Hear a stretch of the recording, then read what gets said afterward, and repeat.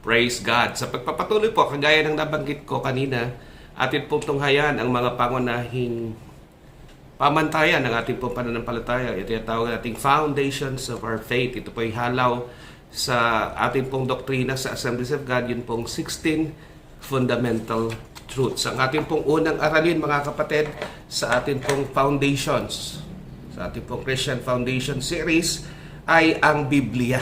Amen. The Bible. Pangunahin po nating mga layunin sa pag-aaral na ito ay, una, tayo po ay manampalataya o maniwala na ang Biblia ay salita ng Diyos. The Bible is the Word of God. Ikalawa po, mga kapatid, maunawaan natin yung layunin, bakit nasulat ang Biblia, the purpose of the Bible. And thirdly, maunawaan po natin kung ano ang mga pagpapala o pakinabang na ating matatamo sa ating pong pagbabasa, pagbubulay, pagsasabuhay ng salita ng Diyos, yung pong kanyang mga benefits para sa atin.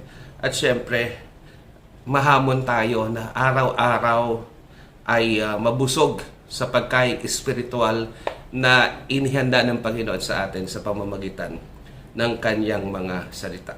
Pangunahin po nating talata ngayon sa ating pag-aaral, mga kapatid, ay mula po sa aklat ng ikalawang Timoteo, 2 Timothy chapter 3, verse 16. Ito po yung foundational Bible verse natin sa pag-aaral natin tungkol sa Bible. Sabi po, all scripture is God-breathed and is useful for teaching, rebuking, correcting, and training in righteousness so that the man of God may be thoroughly equipped. So ito po yung ating key verse. All scripture is God-breathed and is useful for teaching, rebuking, correcting, and training in righteousness.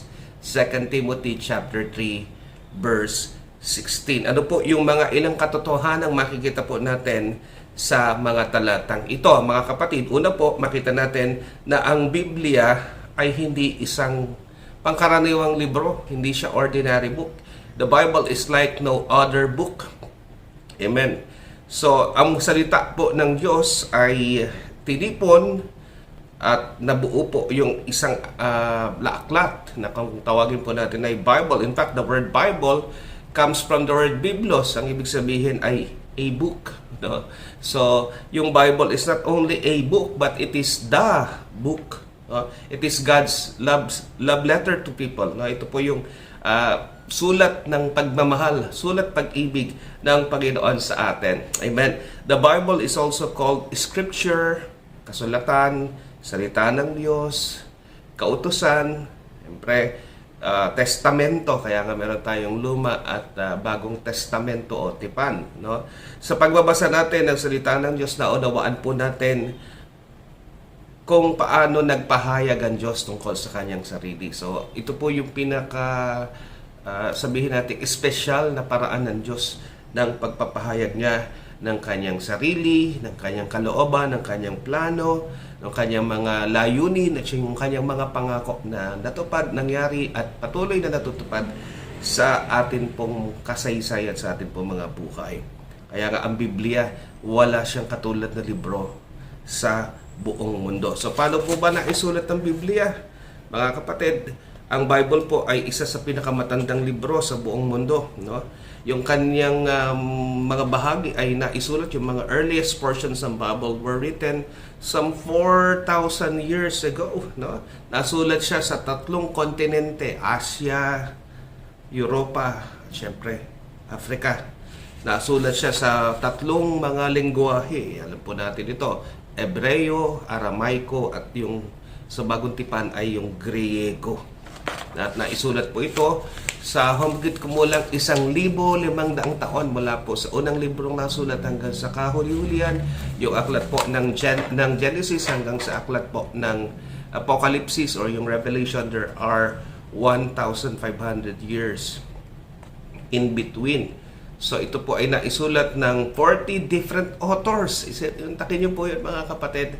These authors were inspired by the Holy Spirit. Yun po yung sabi ni Paul, all scripture is God-breathed. Hindi po sila nagsulat ayon sa kagustuhan lang nila. No, sila po ay pinangunahan, ginabayan, kinasihan, yun po yung word na ginagamit natin, no? Ng banal na spirito. Ito pong mga authors na ito, they were the human authors used by the Holy Spirit to write the Bible. They came from all walks of life. Marami po sa kanila mga ordinaryong tao. Yung iba sa kanila ay mga hari, kagaya po ni David, mga mangingisda, magsasaka, mga may doktor, mga pastol, at kung ano-ano pa po. So makita natin na walang wala pong pinipili ang Panginoon. Lahat ay pwede niyang gamitin. Amen. Kahit yung simpleng tao, nakita natin nung pinuspos siya ng Espiritu ng Diyos, ginamit siya ng banal na Espiritu, kinasihan siya ng banal na Espiritu upang yung kanyang maisulat ay ang salita ng Diyos. Ultimately, the Holy Spirit is the author, the divine author of the Bible. Makita po natin yung kanyang nag-iisang mensahe. Amen. The Bible is no other it's like no other book because it has a unified message. Amen. Kahit na napaka daming sumulat, nasulat siya sa mahabang panahon, 1,500 years, pero yung pong mensahe hindi nagbago, mga kapatid. Wala sa unang pahina hanggang sa huling pahina, iisa po yung pinahayag na mensahe na ang Diyos ay nagmamahal sa atin, nais niyang magkaroon ng kaugnayan sa atin, at tayo po ay mahal ng Diyos at nais ng Diyos na maluwalhati siya sa atin pong mga buhay. Siyempre, at ginawa po ito ng Diyos sa pamamagitan ng ating Panginoong Jesucristo, ng anak ng Diyos, na nagpunta rito sa lupa upang tayo po'y iligtas. At ang lumang tipan, ang unang bahagi ng Biblia, tumatanaw in the future, forward. It's looking forward to what Jesus will do. And the Gospels as well as yung mga sulat sa aklat po ng Bagong Tipan, yung mga aklat ng Bagong Tipan, lumiligon. It looks back doon sa ginawa ng Panginoon. So makita po natin, mga kapatid, yung unified message is about the Lord Jesus Christ. Amen. At yung ginawa ng Diyos sa atin at kung paano na pararangalan ng Diyos. Amen. It is about the glory of God through the Lord Jesus Christ. Nakita po natin yung popularity ng Bible, mga kapatid. It is timeless. Hallelujah. Yung mensahe po niya ay totoo ngayon, totoo magpakailanman. Amen. It is the most popular book in the world. It has been printed more than any other book. Alam niyo po ba yun? It's the bestseller among the bestsellers. It's been translated into more languages than any other book. Sold more copies hanggang ngayon. Bumebenta, di ba? It is read more than any other book on earth. So nakita natin, mga kapatid, the Bible is unique. Not only because it has a unified message, the Bible is extremely popular. So popular po that the enemies of God have tried to destroy the Bible, but the Bible survived. Hallelujah.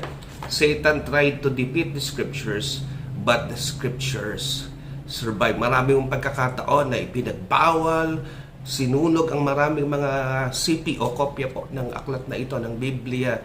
Subalit ang Biblia po, dahil ito'y salita ng Diyos, kinasihan ng Panginoon, mga kapatid, wala na po yung mga manguusig, wala na po yung mga nagbawal na yon at nagpilit na puksain ang salita ng Diyos. Subalit nananatili po ang salita ng Diyos, ang Biblia, na matatag, na sandigan, na pundasyon ng ating pong pananampalataya, mga kapatid. So, the Bible is unique. Why?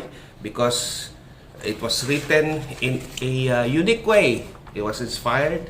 It has a unique message, a unified message, and its popularity. Panghuli po, mga kapatid, the Bible changes lives and answer questions. Siyempre, maraming mga aklat, they inform, but only the Bible truly transforms. Amen. Hallelujah. The Bible has changed the lives of all who read it with a heart to understand God. So pag ang nais mo po ay maunawaan ang kalooban ng Diyos, makilala ang Diyos, mga kapatid, mangungusap sa iyo ang salita ng Diyos. Kagaya po ng nangyari po sa inyong lingkod. Nung nagbasa po ako ng salita ng Diyos, hiningi ko po sa Panginoon yung kaunawaan at sabi ko, gusto ko siyang makilala ng mas malalim pa. nangyari po yan mga kapatid. Hallelujah! Binago ng Diyos yung atin pong mga buhay at patuloy na binabago yung pong mga mabibigat na mga tanong ng buhay. Sabi nga, the great questions of life ay ang Biblia lang po ang may tunay at satisfying na tugon doon sa mga tanong na yon. Mga tanong na kagaya ng saan tayo nanggaling. Amen? So, di ba, may mga nagtuturo po na ang tao daw ay galing sa unggoy. Parang hindi po tayo makakapayag doon. Ang Biblia ay napakalinaw. Tayo po ay nilikha ayon sa wangis, ayon sa kalarawan o ayon sa larawan ng Panginoon. At tayo po ay may magandang destiny. Amen. Hindi lang po maganda yung ating pinagmulan, maganda rin po yung ating hantungan, ang Panginoon. Amen. Bakit tayo nandito? Ano yung purpose ng buhay natin? People are groping for answers for these great questions, for these philosophical questions. All along nasa Biblia ang sagot. Amen. We are here to glorify God and to enjoy Him forever. Sa tayo pupunta pagkatapos mamatay. Ang mga tao, they are full of speculations. But yung sagot, sinabi na ng Panginoon all along. Sabi niya, pupunta ako sa mga ipaghahanda ko kayo doon ng matitirhan. Amen. At pagkatapos ay babalik ako upang kayo ipagsama. Amen. So yun po yung destiny or destination natin mga kapatid. So ito po mga bagay na ito mga great questions of life mga kapatid. Praise God. Hindi tayo iniwanan ng Diyos sa dilim. Why? Because He gave the Word of God. He gave the Bible, the source of truth. Amen. Ito po yung truth. Sabi nga, kaya nga tema natin, the Bible is God's way, God's truth, and God's life. Amen. Ito yung tema ng ating Bible Sunday Bible Month this 2023. Ito yung nagtuturo ng daan ng katotohanan at ng buhay. So mga kapatid, magbasa-basa na tayo.